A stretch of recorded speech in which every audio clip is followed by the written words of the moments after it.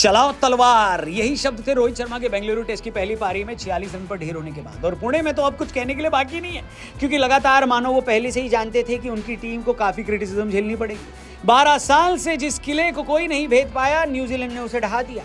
घर में लगातार 18 सीरीज जीतने वाला भारत कीवियों के खिलाफ 3 मैचों की सीरीज के पहले 2 मैच ही हार गया। क्या करूं कहते हुए दुख दर्द पीड़ा अत्यंत महसूस हो रही है, मगर ये शर्मनाक हार है भाई साहब। शर्मनाक इसलिए क्योंकि अब तो ऐसा लगता है कि हमारी टीम स्पिन नहीं खेल सकती।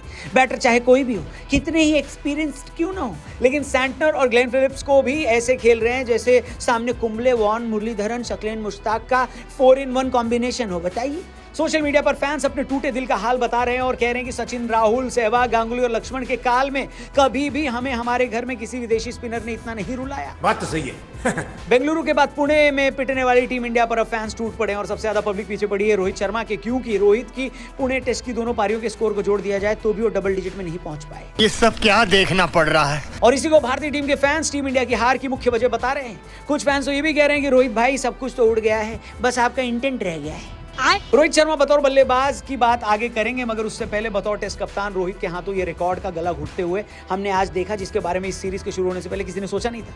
2012 में धोनी की कप्तानी से लेकर 2022 तक विराट की कप्तानी में भी भारत में एक भी टेस्ट सीरीज नहीं गंवाई थी। इसके बाद रोहित भी इस मोमेंटम को आगे ले जाते हुए दिखे, लेकिन दूसरे ही साल में भारतीय टेस्ट क्रिकेट का यह सुनहरा दौर और रिकॉर्ड दोनों टूट गया। इस बीच न्यूजीलैंड को शाबाशी देना तो बनता है, क्योंकि उन लोगों ने खुद को भारतीय माहौल में ऐसे ढाला मानो वो होस्ट बन गए और हम विजिटिंग टीम। ये भी ठीक है।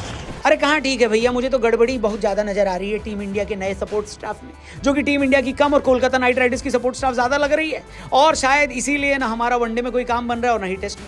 अब आप ही बताइए क्या हुआ हमारे उस तुरुप के इक्के जसप्रीत बुमराह को, जो कि किसी भी सरफेस पर इंडिया का फेस काला होने से बचा लेते थे। क्या हुआ हमारे रोहित शर्मा को, जिसने अपना टेस्ट करियर का आगाज ही एक डैडी 100 के साथ किया था। ये बातें मैं क्यों कर रहा हूं, इसके लिए आपको पुणे में टीम इंडिया की पहली पारी में धराशायी होने के बाद मॉर्कल की बात सुननी होगी, जिसमें वो कह रहे थे कि टीम को दूसरी पारी में मजबूत जवाब देने का वो इंतजार कर रहे हैं और वो ये देखने के लिए एक्साइटेड है कि टीम वापसी कैसे करती है। मतलब कुछ समझ नहीं आया मॉर्कल भाई, क्योंकि आप तो सपोर्ट स्टाफ का हिस्सा हो, आप फैंस जैसी बातें क्यों कर रहे हो। आपको तो कहना चाहिए कि हमने खामियां ढूंढ ली हैं, काम करना शुरू कर दिया है, मगर आप कह रहे हो कि आप इंतजार में बैठे हो। टीम इंडिया के पहली पारी में 156 पर ढेर होने के बाद भी भारतीय टीम के सपोर्टर्स ने मैच हाथ से फिसल गया ऐसा मान लिया था, मगर कुछ देर के लिए ही सही जायसवाल और गिल की पार्टनरशिप ने उम्मीद जगाई, मगर फिर वही ढाक के 3 पात और इन दोनों के आउट होते ही भारतीय बैटिंग ऑर्डर फिर औंधे मुंह गिर गया।